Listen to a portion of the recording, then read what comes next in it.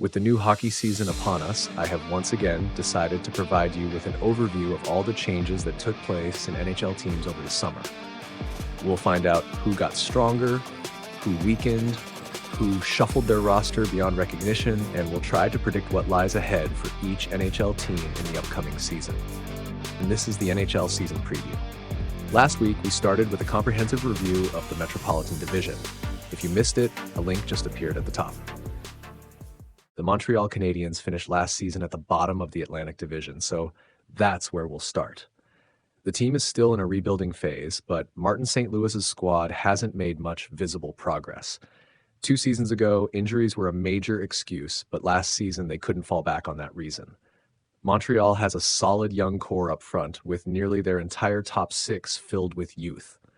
However, only Nick Suzuki has shown any real consistency. Cole Caulfield had a decent season, but whether he can take another step forward remains a question. Expectations have been high for him to score around 40 goals, but his progress has been slower than anticipated. Juraj Slafkovsky had an inconsistent year, only finding his rhythm towards the end of the regular season. Kirby Dach missed the entire year, and now it's unclear what to expect from a player who was once seen as promising and skilled. With this group of forwards, Montreal's scoring is on par with Philadelphia's, and their power play isn't much better than the Flyers. Offense is the only part of their game that has shown any promise, but the departure of Sean Monahan has left them with even fewer options. Defensively, Montreal was a disaster. They allowed 5 or more goals in 22 games last season, which is far from a solid foundation. None of their defensemen posted a positive shot for against ratio. Mike Matheson, despite scoring an impressive, for him, 62 points, was very poor defensively, particularly when paired with David Savard. The goaltending duo of Samuel Montembeault and Caden Primo could very well be among the weakest in the league right now. The Canadiens still have a long list of players they can bring up, but most of them are defensemen. Lane Hutson, a highly promising prospect, is expected to make his NHL debut soon, likely joined by Logan Mailloux and eventually David Reinbacher. Among forwards, Demidov is one to watch, though offense isn't the main issue, as they already have a fair amount of young talent in that area. Over the summer, Montreal made a bold move by acquiring Patrick Lane. They can afford his contract, but if Lane struggles here, it could become a significant roadblock in their rebuilding efforts. Aside from that, there were no major changes, only minor losses, with most of the core re-signed. Ultimately, I don't see this Montreal team as being fundamentally different from the one that has finished last in the Atlantic Division for 3 consecutive seasons. Sure, there's hope for the young players to develop and improve, but some of them need to start delivering consistently. Additionally, there are veteran players on this roster whose contributions are questionable and who haven't significantly improved this team. Honestly, I don't feel very optimistic about the Canadiens, though I will keep an eye on some of their young players. If this season turns out to be another failure, Martin St. Louis's position could very well be in jeopardy. Next up is Ottawa. I was very optimistic about the Senators last summer, almost penciling them into the playoffs, but they ended up having a terrible season. Perhaps the biggest disappointment was Joonas Korpisalo. They traded him to Boston for Linus Ullmark, which is one of the season's intriguing storylines. What will a recent Vezina Trophy winner show when he no longer has the same strong defense in front of him? Honestly, it's easier to count who had at least a decent season in Ottawa. Probably only 3 players: Brady Tkachuk, Drake Batherson, and surprisingly Claude Giroux. The decision to fire the coach during the season made sense, and now Travis Green will take over the team in the new season. Green finished last season as an interim head coach for New Jersey, and now he's set to lead the Senators. Besides Ullmark, Ottawa also retooled their bottom lines a bit, bringing in gritty players like Nick Cousins, Rolf Warchecker, Michael Amadio, and Noah Gregor. The only addition to the top lines might be David Perron, but he's been declining for the past few years due to his age. I don't think we'll see even 50 points from him in an Ottawa jersey. On a more positive note, I like the trade for Nick Jensen, who should shore up the penalty kill and bring some much-needed stability to the team's defense. At the very least, he's less likely to end up with a -30 rating like Jakob Chychrun last season. They might also bring up a couple of young players like Zach Ostapchuk or Tyler Klevin, but neither can really be called a top prospect. Overall, Ottawa has a core, but it also has two players who need to figure out what level they're playing at. Will Tim Stützle surpass his impressive 2022-23 season, or was that his ceiling? Can Thomas Chabot finally stay healthy and become the team's top defenseman, or will he continue to be a middle-of-the-pack guy? And will Ullmark somehow bridge the alarming gap between expected and actual goals allowed?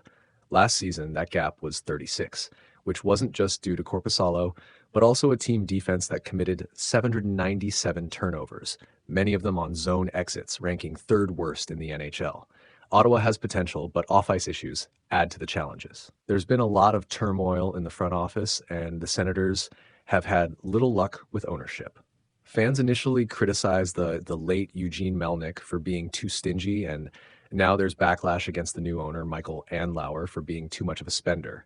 Management decisions in Ottawa lately have been far from impressive, and overall, it doesn't feel like the Senators have made significant progress. Improvement might happen if everyone stays healthy, performs to their potential, and avoids scandals like the Shane Pinto situation. Do you believe that's likely? Personally, I'm not so sure. Maybe in a different division like the Metropolitan or Pacific, Ottawa could fight for a wild card spot, but in the Atlantic Division, with this competition, I'm skeptical. Next up, we have another team with similar struggles, Buffalo. There were high hopes for the Buffalo Sabres after they narrowly missed the playoffs a year ago.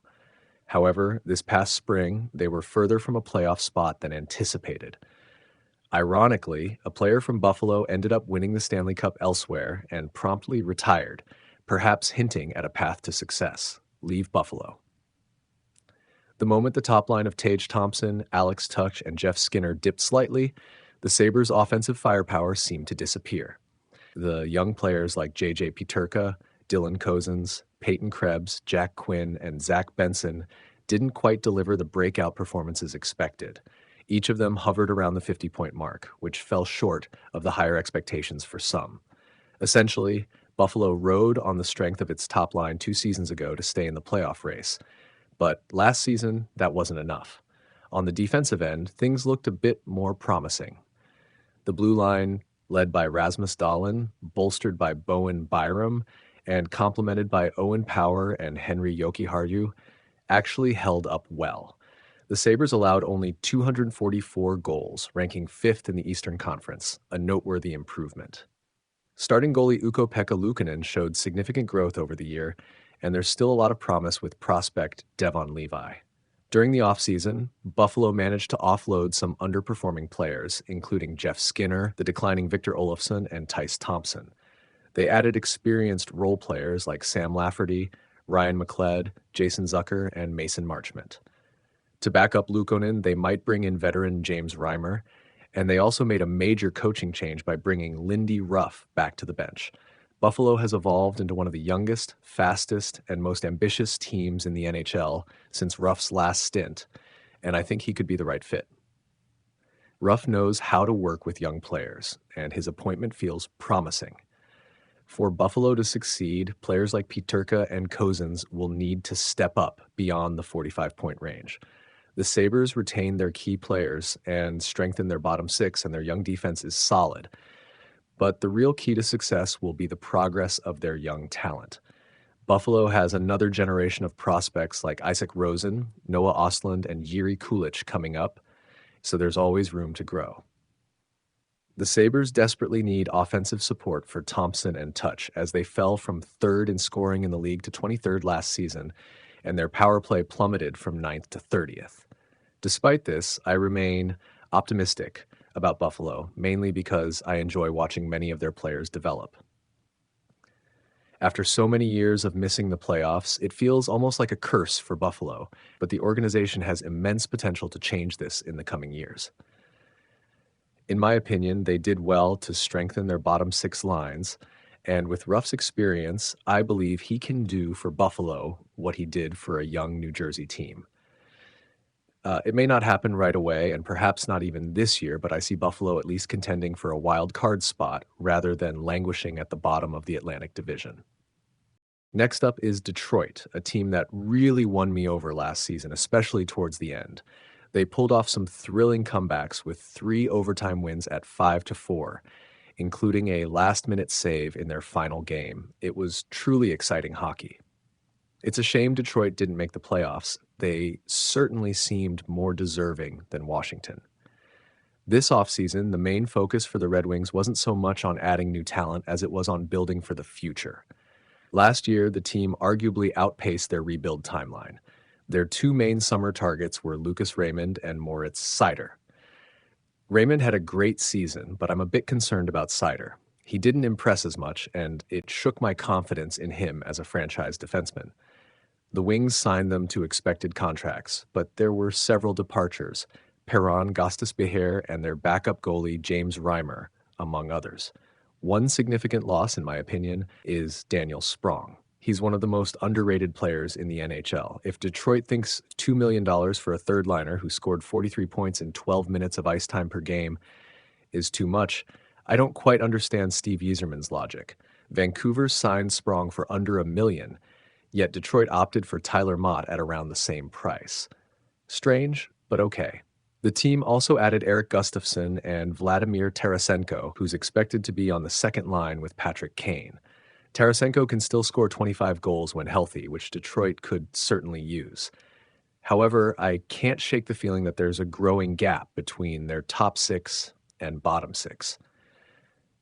Joe Veleno, once promising, doesn't seem to fit the role of a reliable depth center, and Jonathan Berggren will start the season as a prospect, but their fourth line doesn't look like a typical playoff-level fourth line. Additionally, their goaltending situation is puzzling. They signed Cam Talbot, but with Ville Husso and Alex Lyon already there, Talbot's role is unclear. They also acquired Jack Campbell, seemingly to support the farm team. Goaltending and defense are Detroit's primary areas for improvement. Offensively, they retained key players and even strengthened their lineup, aiming for around 280 goals. However, they must reduce their goals against to make the playoffs. Missing out again this season would raise eyebrows. It would be forgivable but noticeable. Last spring, their performance exceeded expectations, but this time there are no excuses. I'm following Detroit closely, as they're a good example of a patient and well-executed rebuild. Yzerman has done a commendable job so far, but the next step is crucial: making the playoffs for the first time in 9 years. If they manage that, we can begin to see where Yzerman is taking this team. Until then, it remains a matter of high expectations. Tampa Bay had a mixed season last year. On one hand, Nikita Kucherov had a standout year. Their top line was strong, and they had a solid power play. But they entered the playoffs as a wild card team and were eliminated in the first round, albeit by the eventual champions. The issue with last year's Lightning was clear. They relied heavily on the top line, Victor Hedman and Andrei Vasilevsky, with limited contributions from the rest of the roster. Did they address this over the summer? Not really, as there weren't significant changes. They reshuffled their bottom lines and defense a bit, but swapping out Calvin DeHaan for Janice Moser, Matt Dumba for Ryan McDonough, and Tyler Mott for Zemgus Girgensons doesn't move the needle much. Adding to this, they lost Mikhail Sergachev. The main change Tampa made was replacing Steven Stamkos with Jake Gensel. While one could debate how they handled their captain, the real question is whether the money was well spent. They saved $8.5 million on Stamkos, but paid $9 million for Gensel. Gensel is a quality player with a few good years left, but does this solve Tampa's core problem from last season? It seems to worsen it. Kucherov and Braden Point have proven they can carry the top line alone, even with someone like Alex Barré-Boulet alongside them. If Gensel slots in on the top line, because where else would he go? It creates an even starker divide. Yes, it could potentially be the strongest line in the league, but that leaves them without a true top six.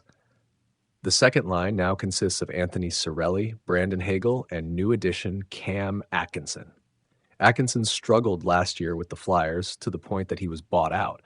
Atkinson is unlikely to make a significant impact, and Tampa's depth among young prospects isn't particularly strong either. Their only notable prospect is Connor Geekie, acquired from Utah. So essentially, this is the same Tampa team as last year.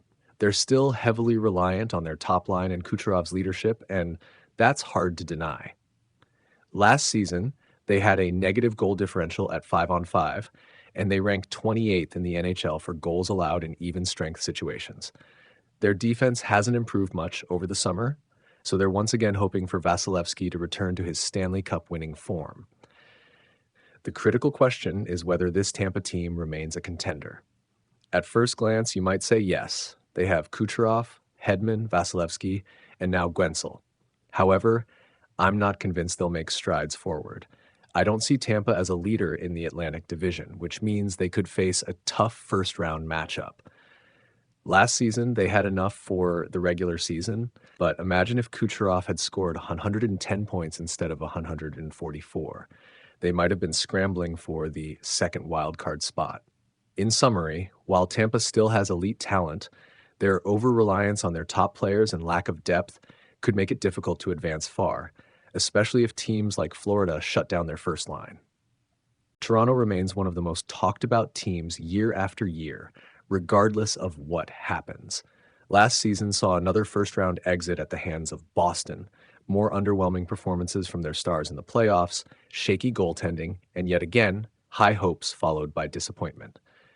It's like Groundhog Day for the Maple Leafs. This time, though, they've decided to address the issue at the top, with Sheldon Keefe exhausting his credit and making way for Craig Berube, a no-nonsense coach known for his tough approach. Berube inherits a sturdier defense.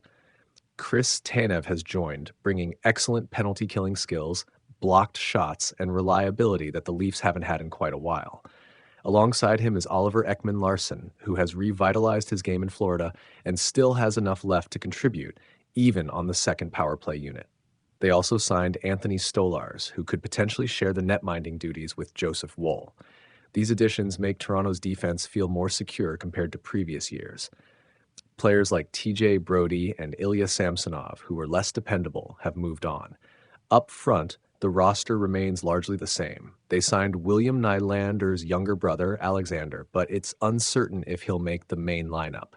However, they lost Tyler Bertuzzi, who, along with Max Domi, might have been an ideal fit for Berube's style. So, offensively, it's still the usual suspects with potentially a few new faces from the prospect pool, like Easton Cowan, Fraser Minton, or maybe even Dmitry Grebenkin. The Big Four, Austin Matthews, Mitch Marner, William Nylander, and John Tavares, are mostly intact, though Tavares is increasingly looking like a support player rather than a core piece. He's lost his spot in the top six in the captaincy, and he could be a candidate for a trade at the deadline, as might Marner if contract negotiations don't go smoothly. Toronto, as always, has a strong offensive game. They were the highest scoring team in the NHL last year, only behind Colorado. But the Leafs have to address their defensive weaknesses if they want to become true contenders. Last season, they were about 40 goals away from that level. Will Woll, Stolarz, Tanev, and Ekman-Larsson be able to reduce that gap?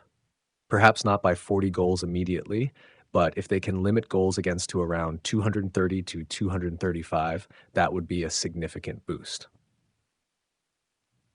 The Maple Leafs will almost certainly make the playoffs, but whether they can break their cycle of early exits is still uncertain.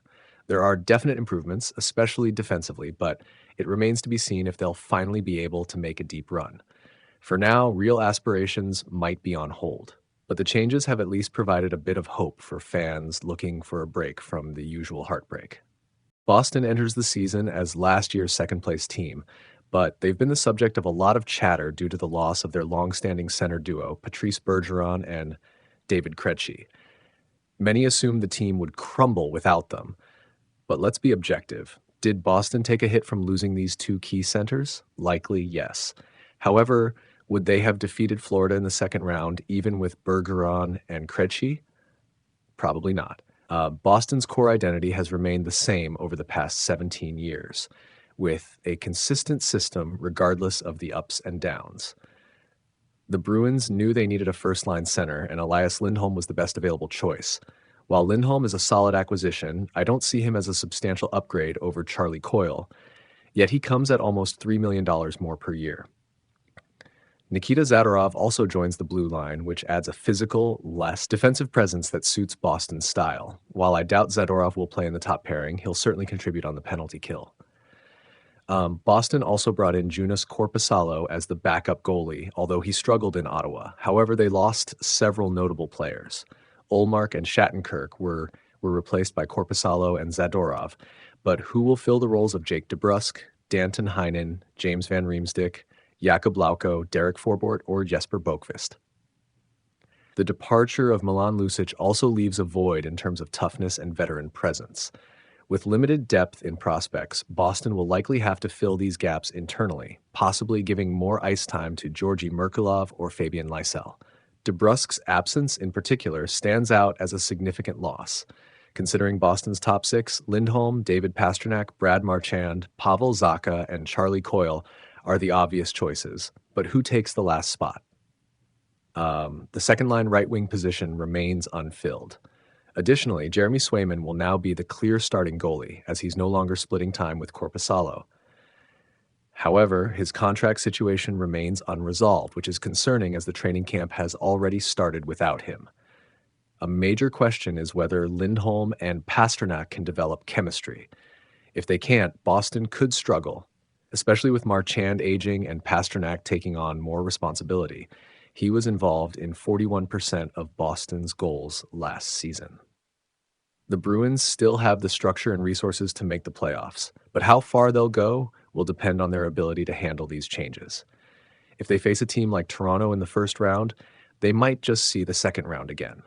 Finally, we have the reigning Stanley Cup champions, the Florida Panthers. As is often the case, building a championship team is easier than keeping one intact, and Florida faced the challenge of retaining their roster. Re-signing Sam Reinhart tightened an already constrained cap space, leading to the departures of key role players like Ryan Lomberg, Kevin Stenlund, Nick Cousins, and defenseman Josh Mahura. Kyle Okposo also retired, marking the end of an era. The most significant losses were Vladimir Tarasenko, who had little chance of staying, Oliver Ekman-Larsson, and Brandon Montour, who became too costly for the Panthers. Bill Zito made tough but justifiable decisions. For Florida, paying Montour $7 million was excessive, and Tarasenko didn't want a one-year deal, which was the club's preference for financial flexibility. The question is, however, whether Florida effectively replaced those who left. Looking at the new signings, it appears they may not have matched last season's depth. The new fourth line of Thomas Nosek, Jesper Boqvist, and AJ Greer seems adequate on paper, but the defensive depth has clearly taken a hit. They now have only one offensively capable pairing, Gustav Forsling and Aaron Ekblad.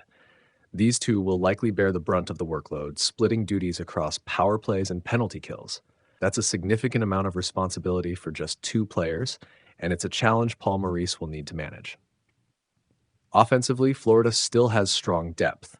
The third line remains intact with the Finnish duo Anton Lundell and Eetu Luostarinen, and they have potential reinforcements in Maki Samoskevich or Justin Sourdif, who could step in for Tarasenko.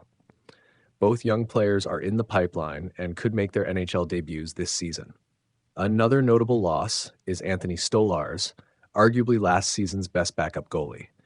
He played a key role in supporting Sergei Bobrovsky, who benefited from the needed rest. Florida has brought back Chris Driedger, who has a respectable track record with the club, especially during the COVID season. Additionally, the team is eagerly awaiting the return of Spencer Knight, who could bolster their goaltending further. As for Florida's championship window, I don't believe it's closing just yet. In fact, it's debatable whether they were ever firmly in that window. They're in a typical phase for a championship team, maintaining and slightly tweaking their core while restructuring the bottom lines. While the team might not face offensive struggles, they haven't fully compensated for the losses of Montour and Ekman-Larsson on defense. Unlike Boston and Toronto, Florida hasn't made any headline-grabbing acquisitions, largely due to financial constraints. Despite this, they remain a top contender, though I doubt they'll secure the division title this season. A lot will depend on their health, as injuries could severely impact their performance, much like they did with Vegas last year. Finally, Zito's moves at the trade deadline will be crucial, as every championship team needs those key acquisitions to make a deep playoff run. Friends, that's a wrap on this preview. I tried to cover all the offseason changes in NHL teams as thoroughly as possible. Now, let's discuss it in the comments. Do you think the balance of power in the Atlantic Division will change at all this season? Or does it feel like the standings might end up looking almost identical to last year's? Which of these 8 teams do you think had the best offseason, and who do you think failed spectacularly? Is your favorite team among them, and how do you feel about their roster changes? I'd love to read your thoughts and join the conversation in the comments. Don't forget to subscribe to the channel because up next, we'll be covering the Western Conference with reviews of the Central and Pacific divisions.